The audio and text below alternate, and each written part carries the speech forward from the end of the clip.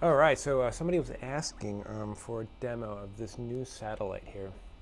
So this is the reissue of the original DiPinto Satellite, which was the precursor to the Galaxy 4.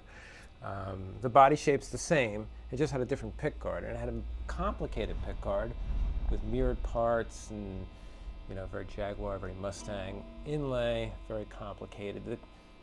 So I sent this to Korea back in 99, maybe 98, and the factory said, nope, too complicated, simplify the design.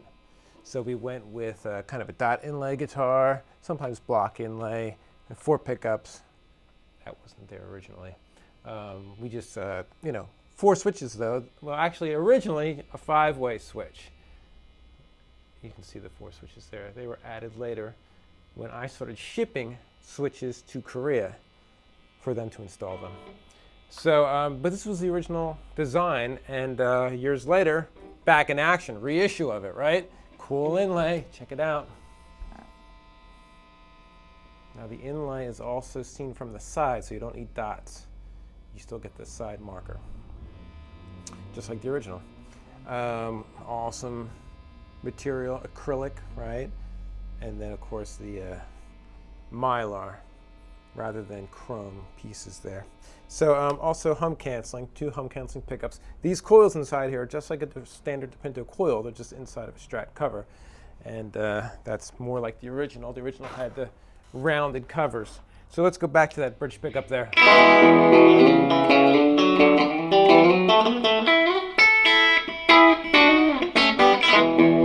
Similar, but it's going to be a different sound because it's tilted differently, and you know, if you put it right up against the bridge, it'll sound different. If you move it away, it'll sound different. If you turn it, it'll sound different. So that sounds different right there. Here's your neck pickup.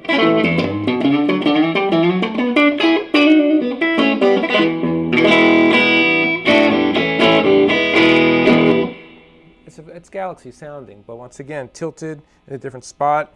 I'm sure this cover changes it a little bit, you know. A rounded shape compared to a rectangle shape, anything. When you change anything on a pickup, you are changing the tone of that pickup. So yes, you've got a different sound, but still the original ferrite magnet, still the same coil. And of course, the ferrite magnets are the original gold foils on many of them, not Alnico. We're going for a different tone here, and I've always wanted my guitars to be sonically different from Fenders and Gibsons. And of course, a tilted headstock changes it from a Fender design too. Yeah, I really wasn't going after Fender. I wanted to do an offset, you know. I wanted to do a 60s type guitar, and the 60s guitars were offset instruments, so I wanted to make my own offset instrument. So yeah, so now this guitar can be made even more fancy. We can do the headstock veneer, match these with the headstock. Of course, a different truss rod cover, a badge. I can do a cover for this plate here, which makes it more outer space looking. All those things can add more to the cost. Now this is an $1,800 guitar, and then $2,400 I think with all the extra stuff. Hardshell case can be purchased for $165. This comes with a gig bag in general. We didn't even do both pickups yet, so there's your hum canceling sound, right?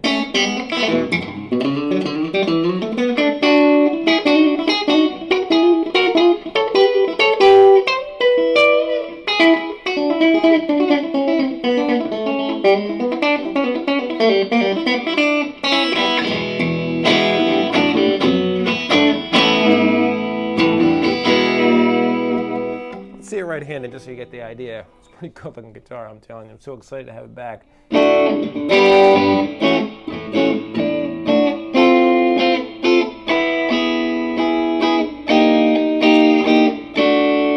So these necks are cool. I mean, they're a little different. You can see that they're a little deeper and they're also D-shaped. Now you know D-shaped because when you turn the neck, you still see the side of the neck showing through.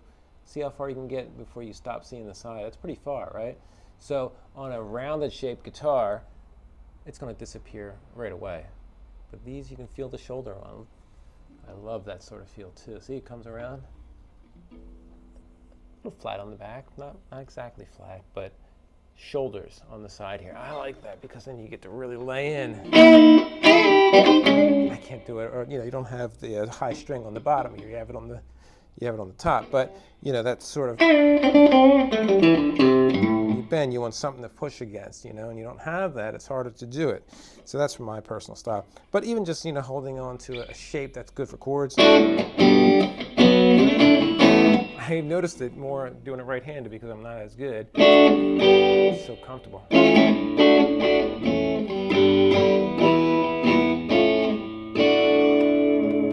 So stutter switch is the last thing here. Let's give it a shot.